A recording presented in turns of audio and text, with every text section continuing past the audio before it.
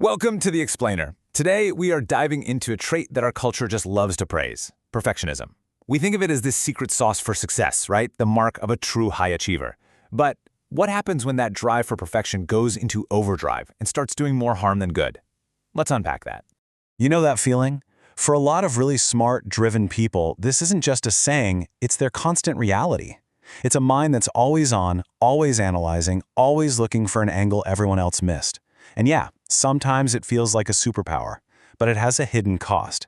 This relentless internal pressure that can lead to total burnout and this nagging anxiety that just won't quit. And look, in a lot of ways, that's true. High standards are what pushes to invent, to create, to do better. But there's a tipping point, a line where that incredible drive stops being a tool for growth and instead becomes the source of frustration, deep exhaustion, and that sinking feeling that no matter what you do, you're just never, ever good enough. Okay, so this is where it gets really interesting. We're moving beyond just healthy ambition here and into a very specific psychological pattern, one that, honestly, a lot of high achievers know way too well. Psychology has a name for this: maladaptive perfectionism. And that word, maladaptive, is the key. It basically means that a trait that should be helpful, like paying attention to detail, has twisted into something that's now actively hurting you. It creates this all-or-nothing mindset, where getting the 99% isn't a huge win, it's a complete and total failure.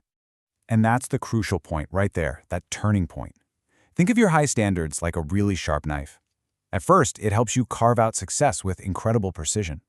But with maladaptive perfectionism, that same sharp knife gets turned inward, and it becomes this tool for constant, ruthless self-criticism, and frankly, a lot of pain.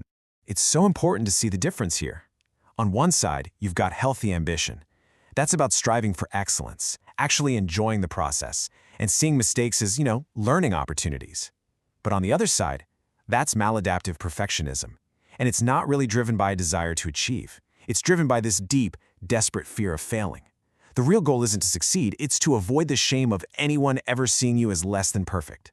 One is about purpose, the other is all about fear. So what does it actually feel like to be inside a mind that's wired this way?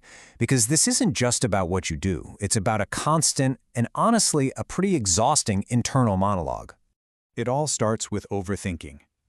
Most people have a conversation and then they just move on. But for the maladaptive perfectionist, they're replaying that conversation for hours, sometimes days, picking apart every single word choice, every shift in tone. Why?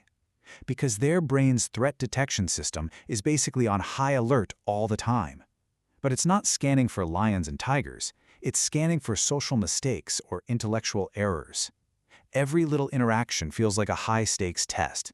In all of this intense overthinking, it often leads to a state that psychologists call analysis paralysis.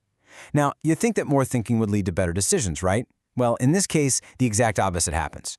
Your brain gets so overwhelmed trying to weigh every single possible outcome and every potential downside that you just freeze. You get stuck, unable to make any choice at all, because the fear of making the wrong choice becomes way bigger than the benefit of making any choice.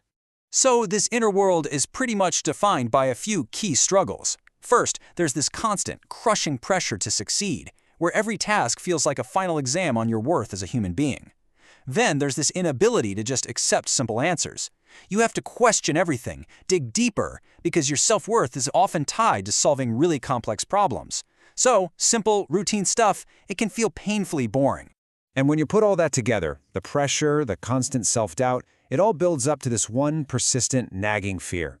Even if you have a long list of accomplishments, you live with this terrifying feeling that you're a total fraud. And any day now, everyone's gonna find out. That's imposter syndrome. And it makes perfect sense, right? If you see every tiny little flaw in your own work, you just assume it's only a matter of time before everyone else does too. Now, this intense internal battle doesn't just stay in your head, it spills out into the real world. And it comes with a really high price tag that affects your health, your work, and your relationships. Let's look at what that actually looks like. It's this relentless, draining cycle that just traps you. It goes like this. First, you set an impossibly high standard, something that's probably unrealistic. Second, because the bar is set way too high, you inevitably fall short, or at least you feel like you did. Third, that perceived failure triggers this wave of incredibly harsh self-criticism. And finally, this loop of try, fail, self-punish, it leads to complete burnout. And then the whole thing starts all over again. And the fallout from the cycle is pretty massive. As you can see, your well-being takes a huge hit from all the stress and anxiety. And here's the irony. Your productivity often tanks. Why? Well, a lot of it is procrastination, being so afraid of not doing something perfectly that you don't even start. And of course, your relationships can get strained. It's hard to connect with people when you're constantly feeling judged, or more often, judging yourself. And if all of that wasn't complicated enough, there's usually another layer. A lot of people who struggle with perfectionism are also incredibly empathetic. They don't just notice how other people feel, they literally absorb it. It's something called emotional contagion. So now your already overworked brain has to process everyone else's stress and pain on top of your own. It's heavy. So if any of this is starting to sound a little too familiar, the big question is, what do you do about it? How do you reframe something that can feel like a total curse? That's what we're going to talk about now. And this is the most important takeaway of all. This way of thinking is not a character flaw. It's not something you need to get rid of.